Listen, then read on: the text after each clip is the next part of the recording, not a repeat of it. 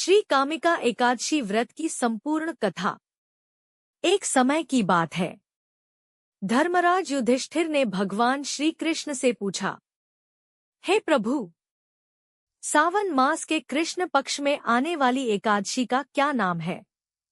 उसका व्रत करने से क्या फल मिलता है? कृपा करके इसकी पूरी कथा सुनाइए। तब भगवान श्री कृष्ण ने कहा, हे धर्मराज, सावन मास के कृष्ण पक्ष की एकादशी को कामिका एकादशी कहा जाता है। यह भगवान विष्णु को अत्यंत प्रिय है।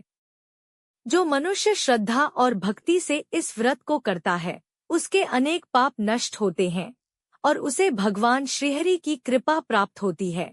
कामिका एकादशी की कथा। प्राचीन समय में एक गांव में एक शक्तिशाली और क्रोधी ठाकुर रहता था। एक दिन उसका किसी ब्राह्मण से विवाद हो गया। क्रोध में आकर ठाकुर के हाथों उस ब्राह्मण की मृत्यु हो गई। ब्राह्मण की मृत्यु के बाद ठाकुर को अपने किए हुए कर्म पर बहुत पछतावा हुआ। उसके मन में भय और पश्चाताप भर गया।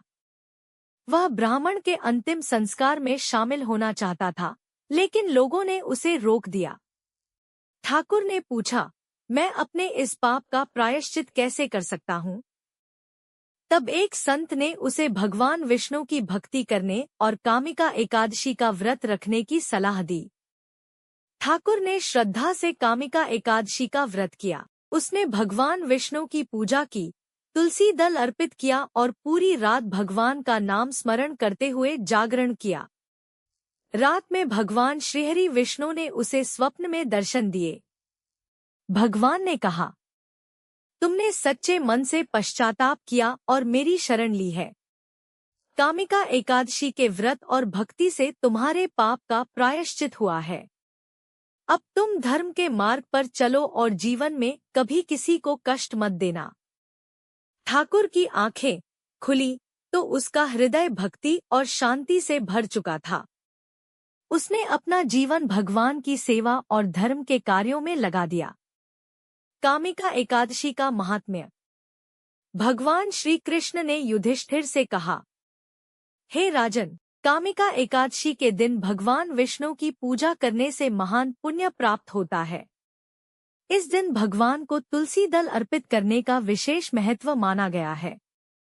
जो भक्त श्रद्धा से श्रीहरि का नाम लेता है, उसके मन को शांति मिलती है और वह भगवान की कृपा का पात्र बनता है।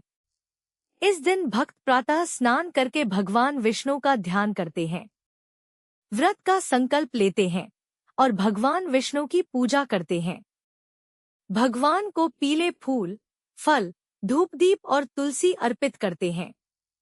दिन भर भगवान का नाम जपते हैं और ओम नमो भगवते वासुदेवाय मंत्र का जाप करते हैं। रात्रि में भगवान विष्णु का भजन कीर्तन और जागरण करना भी शुभ माना जाता है। अगले दिन द्वादशी तिथि में व्रत का पारण करके भगवान को भोग लगाया जाता है और जरूरतमंदों को भोजन एवं दान दिया जाता है। कथा का संदेश। कामिका एकादशी हमें यह संदेश देती है कि मनुष्य से भूल हो जाए तो उसे अहंकार में नहीं रहना चाहिए। सच्चे मन से पश्चाताप करके भगवान की शरण लेनी चाहिए और अपने जीवन को धर्म, दया, सेवा और सदाचार के मार्ग पर लगाना चाहिए।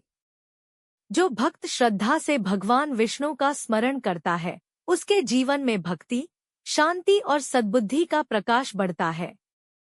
हे श्रीहरि विष्णु, सभी भक्तों पर अपनी कृपा बनाए रखें।